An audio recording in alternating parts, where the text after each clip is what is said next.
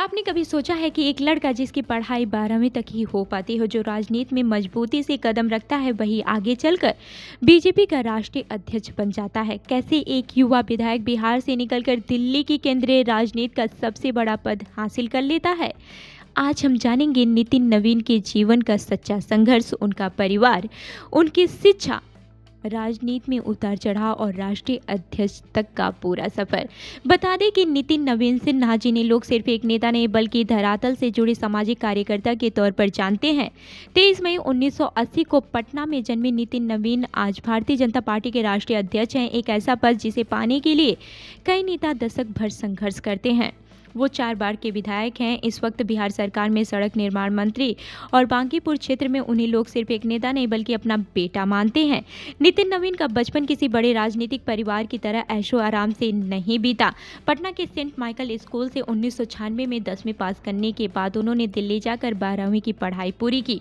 योजना थी यूपीएससी जैसी प्रतियोगी परीक्षाओं की तैयारी करना, एक स्थिर करियर बनाना और परिवार का सहारा बनना। लेकिन अचानक आए पिता के निधन ने पूरा रास्ता बदल दिया। उनके पिता नवीन किशोर सिन्हा उस समय भाजपा विधायक थे। पिता का जाना सिर्फ एक भावनात्मक सदमा नहीं था बल्कि घर की जिम्मेदारियों का पहाड़ भी था। यही मोड़ उनके जीवन की दिशा तय कर गया। उनकी माता मीरा सिंह हमेशा चाहती थी कि बेटा सुरक्षित करियर बनाए, राजनीति से दूर रहे, लेकिन परिस्थितियां अलग थी। नितिन नवीन ने न सिर्फ पिता की जगह ली बल्कि मां का सिर ऊंचा रखा। उनकी पत्नी डॉक्टर दीपमाला श्रीवास्तव, जो पहले एक बैंक में नौकरी करती थी, अब अपनी बेटी के नाम पर एक सफल स्टार्टअप चलाती हैं। उनका परिवार उनके संघर्ष का आधार है।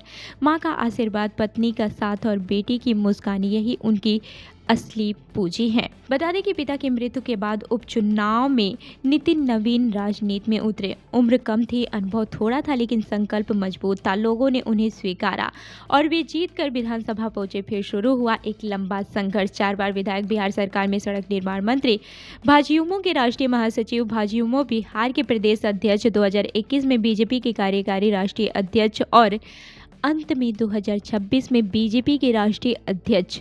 ये सफर किसी चमत्कार से कम नहीं है। साल 2020 के विधानसभा चुनाव में नितिन नवीन ने लव सिन्हा यानी कि शत्रुघ्न सिन्हा के बेटे को भारी अंतर से हराया।